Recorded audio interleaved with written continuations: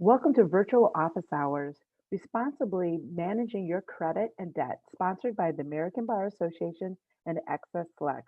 The Virtual Office Hours series connects you with experts to help you thrive as a law student and prepare you for life after law school. Learning how to manage student loans, credit cards, and other debt is essential. Establishing financial skills early on and working to build a good credit standing affects your life now and well into the future. We're excited to have Jennifer Knight with us to discuss how to manage credit and debt and to answer your questions. If you have any questions, please feel free to put them in the Q&A component of the webinar dashboard at any time.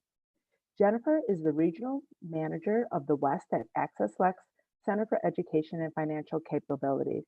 She has over 25 years of experience in higher education on the college side as well as the nonprofit student loan side. Jennifer is passionate about helping students in their quest to figure out how to navigate paying for their college education. And if borrowing student loans, strategize ways to pay them back successfully. Her love of financial aid profession, coupled with her passion for helping students navigate the confusing student financial and loan repayment process, puts her heart into helping students achieve their higher education and personal finance goals. Jennifer, the floor is yours. Thank you so much for that great introduction, Tracy. And what an honor it is to be here with all of you today and partner with the American Bar Association. Tracy, thanks for inviting me here from AccessLex Institute. It's just a joy to be here to talk today about responsibly managing your credit and debt. Before we dive into the topic and I give you a quick overview before we get to the question and answer part, I just want you to know the information provided by AccessLex events and other Max resources is made available to assist you in developing your personal financial strategy and is not intended as investment, tax, or legal advice. You should consider whether the information is appropriate for your needs and where applicable, seek advice from an appropriate professional advisor. A little bit about us here at AccessLex Institute. We're a nonprofit organization and we're committed to helping aspiring law students find their path. And with our partnership with the nearly 200 member bar schools, we're all about access and positively improving legal education. And we do that in a lot of ways. One of the main ways we do that, put it at the heart of our organization's mission since 1983, is through a personal finance program that we developed and rolled out called Max by AccessLex. Of the ABA member law schools, over 80% participate in this program. And if you are joining us today from one of those law schools, welcome. And I want you to know that there's more inside of Max by AccessLex. If you're joining us from a non-Max school or you're out in the professional world already, we still have resources for you. I know Tracy can share with you some coaching opportunities where you can connect with me or one of my team members. We're accredited financial counselors, and we do 30-minute coaching sessions on personal finance topics like strategies to repay your student loans. If you have questions about insurance or investing or setting a spending plan, getting your budget together, or even credit, debt management, all of these financial literacy topics are available through Max Coaching. So we can kind of set it up, figure out what your goals are and how you can reach your goals when it comes to those topics. So inside of Max, we've got Max Coaching. Outside of Max, we have what's called Access Connects.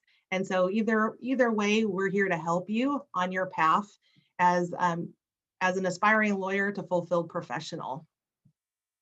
With the topic of credit, the influence of credit is all around us all the time. And folks are making judgments about us at lender shops and so on. And they're trying to decide if we're credit worthy, if we're trustworthy. If they were to lend us money, would we be likely to pay that money back? It's really all about our bottom line, our cash flow, right? And it's about future opportunities. When we're seeking employment, there's background checks, security clearances, and they may pull your credit to see if they want to hire you. As a law student getting ready to graduate and study for the bar, there's that period of time where you may need some assistance through a bar study loan to help you with your living expenses, your bar prep costs, and even your bar exam costs. And a bar study loan you might be seeking, and that requires credit in order to be approved for that private loan to help you with that period of time. Even 24 states pull a modified version of your credit for bar admission. And so really credit is all around us all the time as a consumer, and especially to you as a law student, or even if you're already out in the career field and you've graduated from law school past the bar, you might be seeking a small business loan if you want to start your own company. And so it's important for you to know the influence of credit is all around us. I would encourage you right now, if you're going to take an action after this event, to pull your free credit report. At annualcreditreport.com, you can pull your free credit report from the big three national credit bureaus, Experian, Equifax, and TransUnion. Because of the coronavirus, because COVID-19 is around, the CARES Act was passed back in March. And that allows for you to be able to pull your free credit report from annualcreditreport.com from these big three credit bureaus weekly. And that will take you through April of 2021. And then we'll be going back to the old rules that apply where you can pull one per a 12-month period per credit bureau. So I would highly recommend that you pull your credit report right now from all three as a baseline and keep copies, especially as ID theft and fraud is on the rise right now. You want to make sure that you look at your report, as 1 in 4, it's reported 1 in 4 credit reports have errors. So this is a great way for you to confirm that your name is correct, your address is correct, and to look to see how many trade lines you have active with the 3 different credit bureaus. If a trade line is like a credit card, a student loan, could be a car loan or a mortgage, those would be considered credit lines. And one way to start having credit, best practice, is to have 3 trade lines and keep them active. And trade lines could be installment loans like a mortgage or a car or a student loan, or it could be revolving like a credit card. When you pull your credit report, you'll notice the score is not on there. And that's because you'll have to either purchase it or find a thrifty way to get it for free. If you want to buy your credit score, you can get your Fair Isaac Corporation FICO score at fico.com, myfico.com, and pay a little bit of money for that. If you want it for free, your FICO score for free, you can set up an account with Discover Credit Scorecard.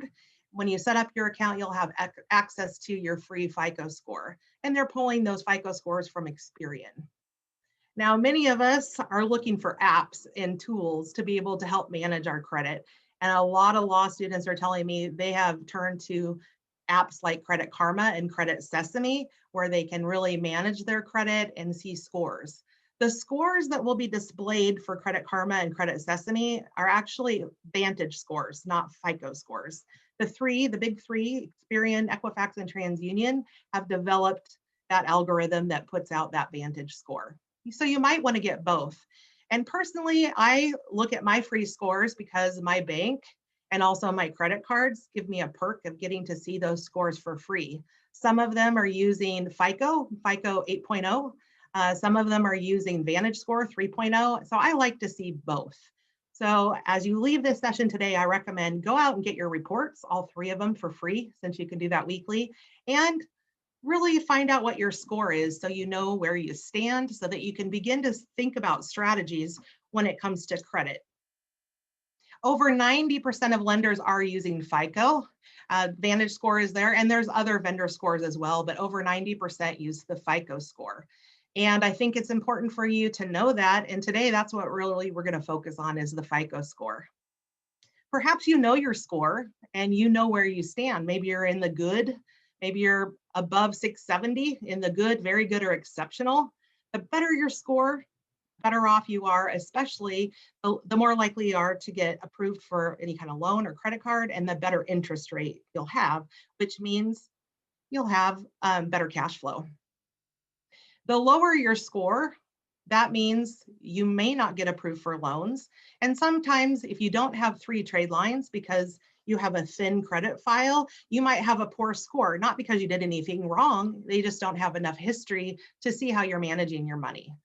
If you know your score and it's around 700, know that that's about the average. The FICO scores have been trending up for the last decade. And when I looked this morning to find out what the latest average score is, it said 704. So know that you're in the good range if you're in the 700 category. Now, what goes into making up the score? There's 5 components.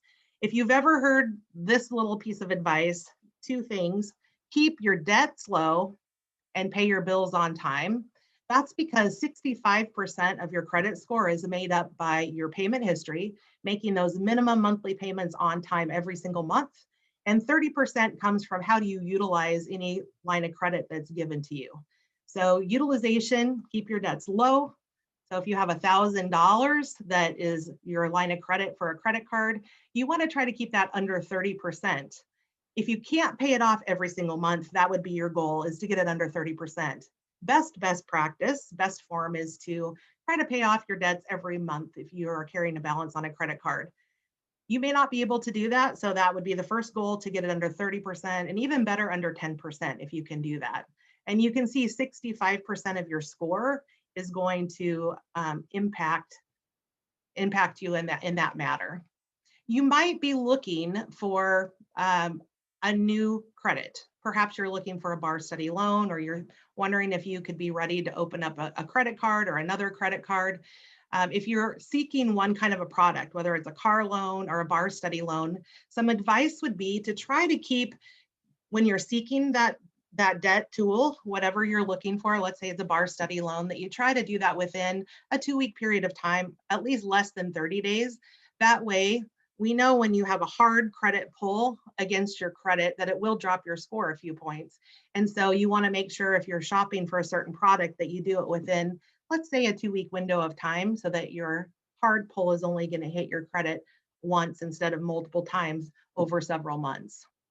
Now, when it comes to your credit mix, having 3 trade lines and keeping them active. And so when you're thinking about good debts and bad debts, usually good debts would be things like a mortgage and a student loan. Maybe bad debts, credit cards and personal loans. So if you think you want new credit and you're applying for new credit, or you think you'd be good to, if you have a thin credit file, to get those 3 trade lines, like a credit card and a student loan, maybe 2 credit cards or a private loan, you can start to think about how that will impact your score with these 10% and 15 percentage points. If you get a credit card, it's a great idea to have a card and hold on to it for a long time. And the length of your credit history makes up 15% of that score. So that's why older Americans usually have the highest scores in the exceptional range. So 12% of Americans are up in that range, and that's because they've held on to a card and they have a long credit history, and that's 15%. So those are the 5 big pieces of the credit scoring that goes into that. And what I want you to know is when you pull a credit report, those credit bureaus are going to give you some tips. They may say, oh, caution, you're using way too much of your utilization on your credit card. Our tip would be to pay that down. Or maybe they'll tell you, hey, with your credit mix, you only have revolving credit. You don't have installment, so you don't have a good credit mix. Maybe you could consider an installment loan, like a mortgage or a student loan or a car loan. So there's definitely tips that your credit bureaus will give you when you pull your credit report. Another thing to know is you really just have to know what your overall goals are. Are you looking at your credit report because you're looking to see what your overall debts are so that you can hatch a plan to pay back your debts? Are you ready to get some kind of a loan and you're thinking you want to have the best score possible? Are you about to seek employment? You want to make sure you have no errors and nothing negative on your report. If you make a late payment and it gets reported to the credit bureau, it stays on your credit report for 7 years. So those are things that you really want to take a look at as your credit report, see what it's showing about you, fix any errors, and then start thinking about your behaviors and your goals and what your next steps are when it comes to buying a big purchase, clearing up identity theft. Whatever the case is, we can hatch a strategy here. So Tracy, I'm going to check in with you and see what kind of questions we have now that we've laid the foundation here. Great, thanks. Yeah, we received a number of questions during registration. If you have questions now, feel free to drop them in the Q&A component of the webinar dashboard. But the first question we have here, Jennifer, is like, how do I even start dealing with my debt? I'm so overwhelmed by that big number. I feel you. It can be paralyzing when you look at that big number and you think, how am I even going to start? And I want to congratulate you for knowing and going, here you are. You know how much you owe. I think that is the big thing that you need to know is how much you owe. Once you know how much you owe, then you have to begin thinking, how much can I afford to pay every month towards this debt to repay it? And what's important to know is that depends on your individual. We say at AccessLex all the time, it's more personal than it is financial when it comes to personal finance. And that's because it depends on your individual goals. So, for example, once you know your debts and you think about the income you're going to have, you have to figure out how much can I afford in a monthly payment. And we can help you with that through Max Coaching or Access Connects Coaching, where we can put information to our calculators and help you see what repayment would look like under a standard plan where they take that debt into a 10-year fixed monthly payment, or put that into an income driven plan where we really look at your household size, the state in which you live, and figure out what a monthly payment would look like under one of the 5 income driven repayment plans. Really, it's all about knowing how much you owe and pulling together your income, your debts, seeing if you have an emergency fund in place, and really then strategizing how you're going to help yourself moving forward. So that's where I would start. Great. Along those lines, there's a question on how do you manage both the grad school and law school debts? Should you refinance right after graduation? And then along those lines, do you suggest looking into loan consolidation? I think it's great to go out to studentaid.gov to view all of your federal student loan history so you can see how much you have. And if that's undergrad, grad, and your JD program, that's perfect. You get all of those debts organized together. And then you need to see what kind of loans you have. Do you have the old FELP loans from before 2010, or do you have direct loans? And are those loans subsidized? Are they unsubsidized? Are they grad plus loans? Um, Awareness of your interest rates, and then also, do you have any federal Perkins loans? So the first part is an acknowledgement of your loan history and what your makeup is of those loans, but also your other debts. And when it comes to consolidation within the William D. Ford Federal Direct Loan Program, there's a lot of pros and cons to consolidating your loans these days. And one of the pros is if you're thinking about public service loan forgiveness and you have loans under the Federal Family Educational Loan Program, the FELP, there's a way for you to consolidate that into a direct loan so that you have eligible loans for public service loan forgiveness. If all of your loans are in the direct loan program, consolidation isn't necessary if you're trying to do public service loan forgiveness because you already have the right loans. And when you do a federal direct consolidation loan, they're going to do a weighted average and they're going to determine what your interest rate is and then round it up to the nearest 8%. So sometimes you may actually have a higher interest rate when you consolidate and with the weighted average with the new fixed interest rate. So it's not for everybody to consolidate. It depends on what your goals are and what you're doing for consolidation. Now, if you want to leave the federal loan program and you want to seek a private loan to pay off those federal loans and then repay under a private lender, that is something that you can do. Although right now, because of coronavirus and the CARES Act, everybody has a 0% interest rate on their federally held student loans, even while they're in school. So in school or in repayment, you have a 0% interest rate through the end of this year, through December of 2020. So there's really nowhere else that you could get a better interest rate at this moment. So what I would encourage you to do is really do pros and cons about moving over to a refinance where you would go to a private lender and move those federal loans. It might be the right fit for you, especially if your goal is to pay off your loans as fast as possible and you're trying to have the least amount of interest. That's definitely one strategy that may work for you.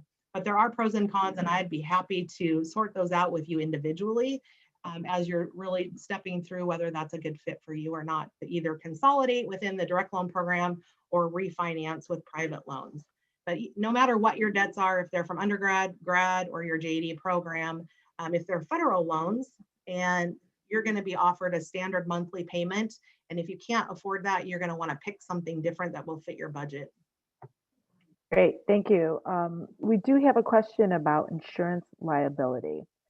So how do you handle this and what insurance policies do we really need after graduation? Well, insurance needs can change over time. And after you graduate, it depends on what your needs are. Are you single or are you married? If you're married, you have a spouse and children, you may need term life insurance. All of us are required to have federal health insurance. So, of course, you're going to need that. If you have a vehicle, you're going to need some auto insurance, uh, health insurance, auto insurance. It could be life insurance to cover if you were to pass away to help your family out. You might also need some disability insurance, short or long term, to protect your income. There could even be supplemental. So those disability insurances may only cover up to 60%. So there's those type of insurance. You might need umbrella insurance too. Uh, Really, it's up to the individual. In the MAX program, we have a great lesson 22. And lesson 22 is going to help you sort through all these different options of insurance, whether that's malpractice insurance, business insurance. If you have children going to school and you are paying for tuition, whether that's K through 12 or higher ed, you might need some tuition insurance. There's so many things out there. It's really up to you where you are in your needs. Maybe even later in life, you're going to want some long-term care insurance. So there's a lot of different types of insurance out there. And it's important. There's even pet insurance to help you with those vet bills. So there's lots of different insurance out there. ABA has awesome FAQs about malpractice insurance. And when you get in, if you go into our MAX program and find lesson 22, where we talk about insurance, there will be a link to those FAQs and ABA specifically about malpractice insurance. Great, thank you.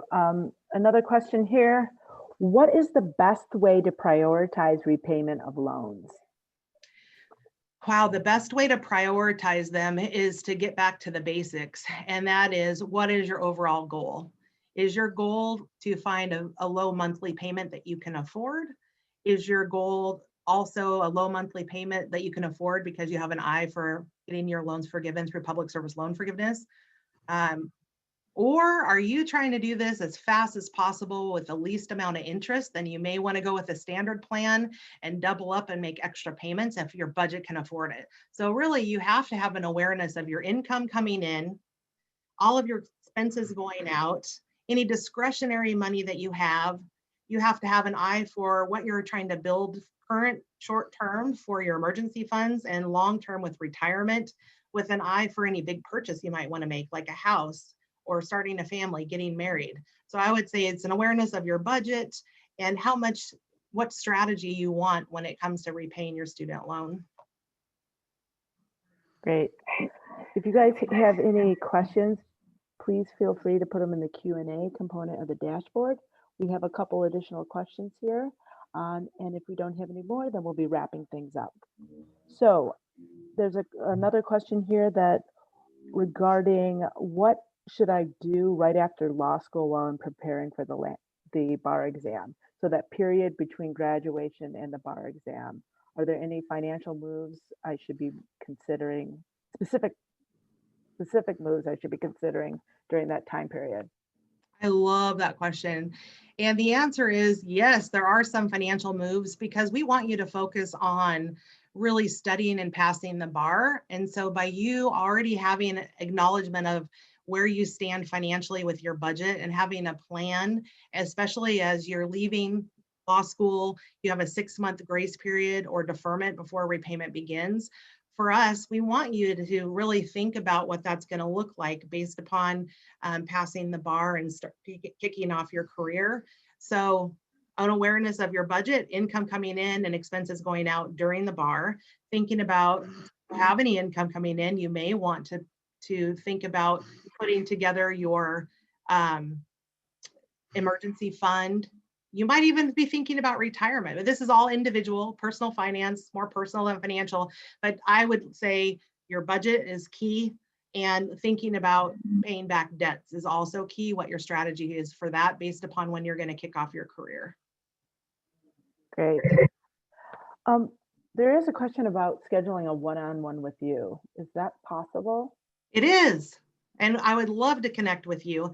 So if you are at a law school that participates in MAX by AccessLex, log into MAX And once you're inside, you're going to see a tile that says Max Coaching. You'll click on it.